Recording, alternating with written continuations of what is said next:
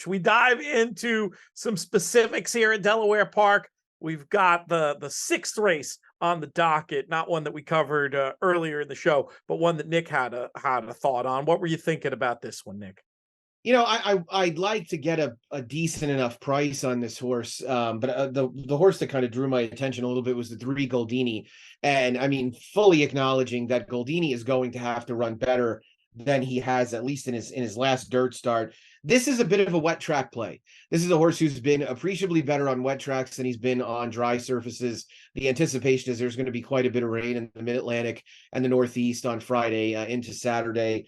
And he had no chance last time against a really salty group of 12-5 claimers up at Saratoga. Burgee was coming in for Lacey Gaudet from the Mid-Atlantic. It had been a horse that was competitive in higher level claiming races for a while. Durkins, Colin Hammer, and Amr are two really old school hard-knocking claimers in New York. So I think his form line there kind of holds up a little bit, and he was badly pace compromised that day.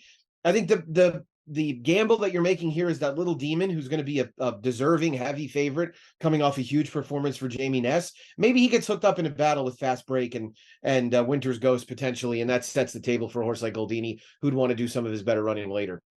Goldini in race 6, and let's hop ahead a couple to race number 8 for this field of nickel claimers going 1.70 miles. What do you think is going to play out on the track at Delaware for this one?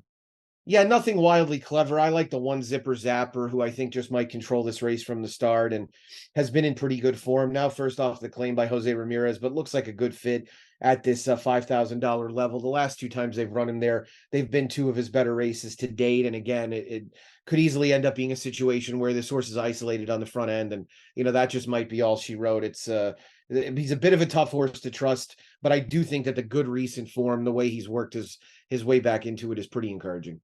And bias or no, that position of being in what the Brits call splendid isolation on the lead can be very effective, of course, all the time in racing, let alone on a day when we think things could be a little bit more tilted in that direction. Dallas, any closing thoughts from you before we send this edition of Fixed On Racing to the printer?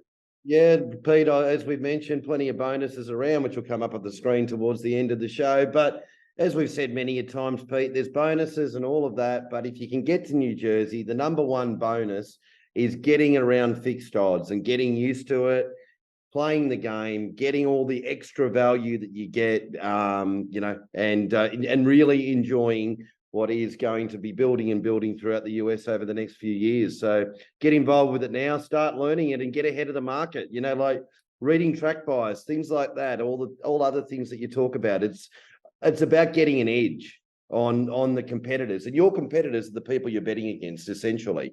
And if you can understand the fixed odds market or the nuances of the fixed odds market, that's putting you ahead of anybody who comes in a month or 2 or 3 or 4 or 2 years. And if you can be ahead of that, then you'll be a winning punter if you can handle yourself real well and have a great advantage by doing so. It's a tremendous opportunity. Monmouth Bets is the place to sign up. You know, another thing we haven't talked about much on these airwaves that I'll throw in as kind of a closing thought, Dallas and Nick, is something really cool about fixed odds betting, more akin to sports betting, is you have a really good way of testing yourself and where you are as a player, because you can really measure your ability to get the best of the number. You know, if you're consistently betting horses at prices better than that closing price we spoke about earlier, you're doing something right. And if the results aren't there yet, they're going to come if you can do that. And getting that kind of instant feedback, it's a lot easier to know. You play USA Exotics. I mean, Nick, I don't think it's an exaggeration to say you could be great and go on a 6-month slump and hemorrhage money, and you could be bad and win huge over the course of a year, because there's just so much volatility. I think this gives you a little bit of a clear idea, again, of just where you are in your playing journey. What do you think of that hypothesis, Nick?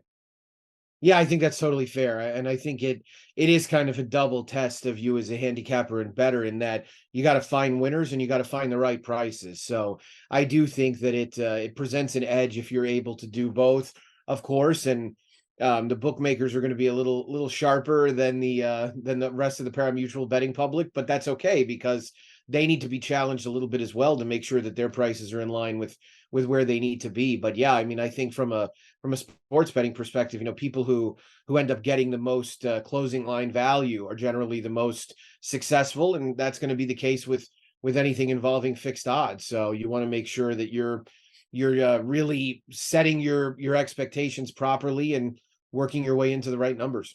Yeah, I mean, End of the day. Oh, you go ahead, Dallas.